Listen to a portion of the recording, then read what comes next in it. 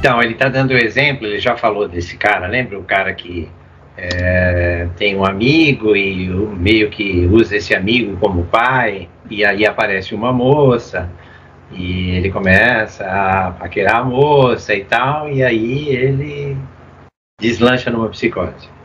Para o Lacan, o caso é do tal do Catan, né? Que é parecido com o nome do Lacan, mas é um outro que escreve esse caso. Para o Lacan, o que ocorre nesse caso, né? O fato da menina pela qual ele se apaixona ser filha deste amigo que tem a função de pai, sinta incestuoso. Então esta fragilidade, porque não é irmã dele, o cara lá não é pai dele. Viveu uma certa confusão na infância, o pai ia e voltava, tem uma história complicada com o pai. Então ele se apega nesse amigo, que era mais velho, como se fosse o pai dele. Mas não é o pai dele. E quando aparece a irmã, a filha, né, ele se apaixona por ela, mas ele acha que ele está cometendo um crime. E ele diz assim, aí deslancha a psicose.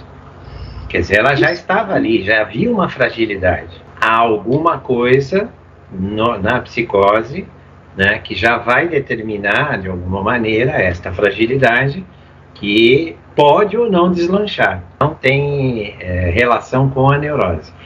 Pode ter sido o mesmo fato gerador de uma neurose? O fato de não ter um pai presente? Pode, isso também pode provocar uma neurose. Mas ou faz uma coisa ou faz outra, diferentes, né? Um sintoma neurótico não... Mesmo que tenha sido originado, né, por um fato semelhante, por exemplo, a ausência de um pai, né, ele não tem nada a ver com o fenômeno psicótico. O fenômeno psicótico é um fenômeno de fala. Veja, é aquela velha história. Talvez se o neurótico pudesse falar mais, ele não sofreria tanto. Veja, vai atingir de qualquer forma. Não tem como evitar que atinja a mente, o corpo, ou talvez até os objetos externos, né?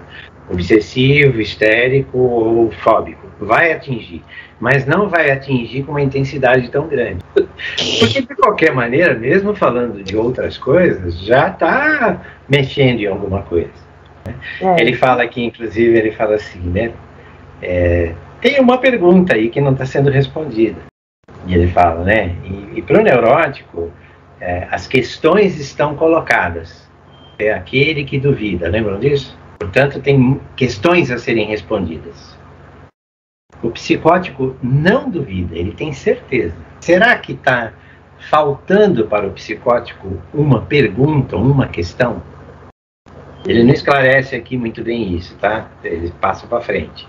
Lá na frente ele vai falar um pouco mais disso. Mas, veja, se eu tenho dúvidas, eu tenho questões. Se eu não tenho, eu tenho certezas. Aí ele fala assim, talvez ele não tenha se questionado a respeito da função paterna. E aqui ele está fazendo diretamente uma referência ao Schreber. Tá? No próximo capítulo ele vai explorar, nós estamos no 3 aqui, esse capítulo encerra, no próximo ele vai explorar diretamente a questão do pai, como é que o Schreber interpretou o pai do Schreber, o pai dele. Ele não tem certeza, ele vai lançar hipóteses. Né? Ele diz assim, algo faltou. E será que é uma pergunta? Ele fala assim, sempre que queremos saber alguma coisa, fazemos uma pergunta. E sempre fazemos essa pergunta para alguém. Não ficamos fazendo essa pergunta no vazio.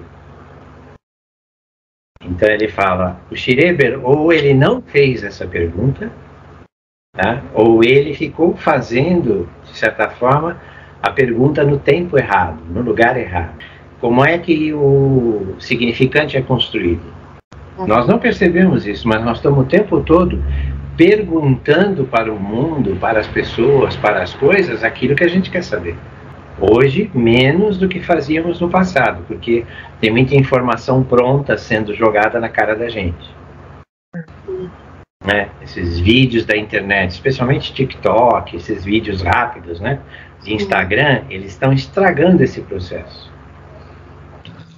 E você não perguntou nada, mas começa a vir uma enxurrada de informação para você. Outro e vários assuntos diferentes, intercalados e misturados, com intensidades muito diferentes. Então, o tal do algoritmo do TikTok é um algoritmo para gerar essa confusão mesmo. Deixa a pessoa presa ali, porque ela diz assim, eu não entendi nada, deixa eu continuar vendo aqui para ver se eu entendo alguma coisa. A figura do pai do Schreber, né, que foi um cara muito destacado, né, estragou o Schreber, do pai que não é nada, né?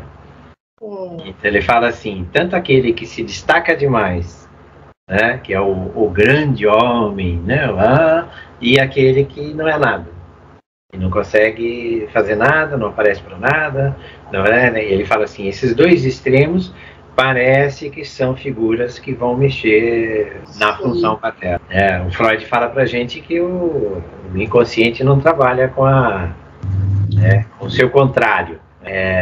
Este pai que deveria ser o pai provedor, né, o pai da segurança, o pai organizador, o pai dono da lei, né? De repente ele ou exagera nisso ou ele falta nisso.